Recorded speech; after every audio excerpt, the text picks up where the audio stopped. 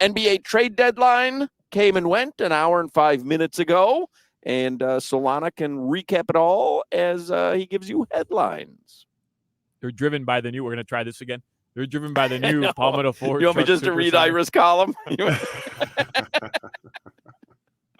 I buy your truck at a car store, Palmetto Ford. We know trucks. No heat moves today, and there will be, a long list of. I shouldn't say long list, but there will be a substantial list of players who will be available via the buyout market. However, the Miami Heat cannot sign anybody who was making $12.5 million or more prior to being bought out.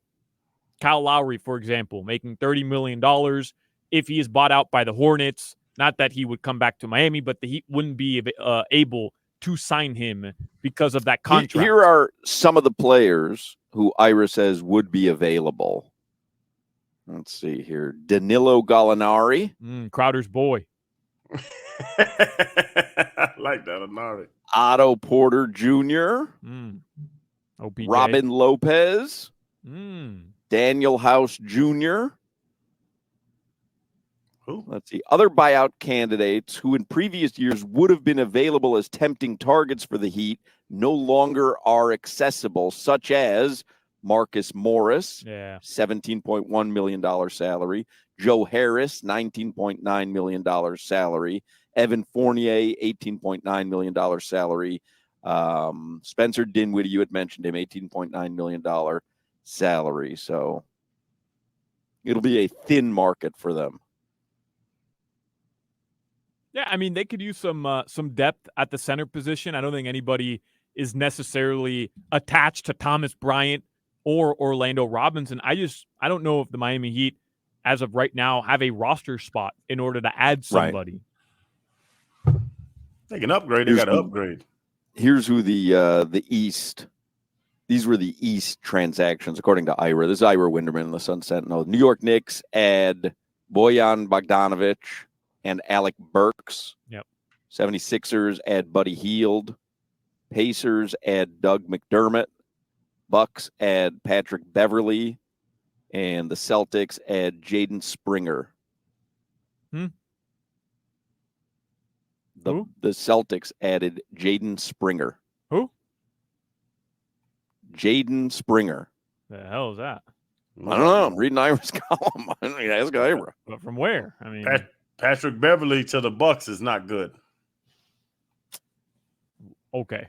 He's kind of okay. You always discount people. Patrick Beverly's a hell of a player. I don't always discount people. Patrick Beverly is not a hell of a player. I mean, he's a really decent defender, but he's a backup point guard. Like, I'm not losing sleep over a backup point guard. And he adds an edge that Giannis doesn't have and Dame doesn't have, where he'll go and slap the hell out of somebody. Are you running a bit right now? You think Giannis Antetokounmpo and Damian Lillard need Patrick Beverly to win an NBA title? Like D-Wade needed UD, yes. Oh, my God. The fact that you were brought on the UD podcast, the OG show. And it was released. You see it was released a lot? Beverly? Yeah, they released you 3 months after you recorded it. Congrats. At least I got on. Must have been amazing. At least I got on, baby. Jaden Springer. Yeah. Played for the Sixers, Jaden Springer. Just looked it up.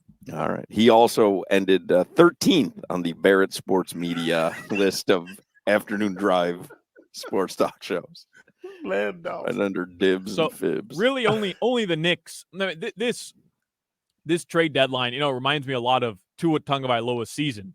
A lot of trades, a lot of passing yards, a lot of stats, but nothing big. No big win at the end. No big trade today. All right, if you want to carve out that niche, I'll one up you there. It reminds me of another honorary night for Dwayne Wade at the Kaseya Center, because there's a lot of pomp and circumstance, but then when you really come down to it, what happened? Like next our home award game, Dibs and Landoff, D-Wade night. We just got eked out by Lando Calrissian from Sacramento Sports 1310. You guys upset the Heat didn't make any moves? Not because there really wasn't anything for them to do. I didn't think. I mean, they made their move. Yeah. Which is what Ira wrote. I mean, we can make this the 15 minutes of heat if you want. 15 minutes of heat, sponsored by Kendall Dodge Chrysler Jeep Ram. Start the new year in a new ride with no payments for 90 days. Kendall Dodge Chrysler Jeep Ram.com. Ira wrote at the beginning of the story about the trade deadline. Turns out that the NBA trading deadline for the Miami Heat came January 23rd when they traded Kyle Lowry and a first-round pick to the Hornets for Terry Rozier. That, in turn, made Thursday's official NBA 3 p.m. deadline more of a viewing party. And then he goes on to say, but, there's still work to be done. But that's, I mean, they did make they made a pretty big move, right, at the trade deadline. If the Lowry-Rozier trade happened today rather than January 23rd, it'd probably be one of the bigger moves that happened today. The biggest move that happened today. Yeah, I mean, the Heat traded a first-round pick and their starting point guard for the last 2 years for another starter. That's a substantial move. But, yeah, I mean, it loses a little bit of luster today because it didn't happen today. Right, correct. And they got better. I would say that move made the Heat better. We talked about it.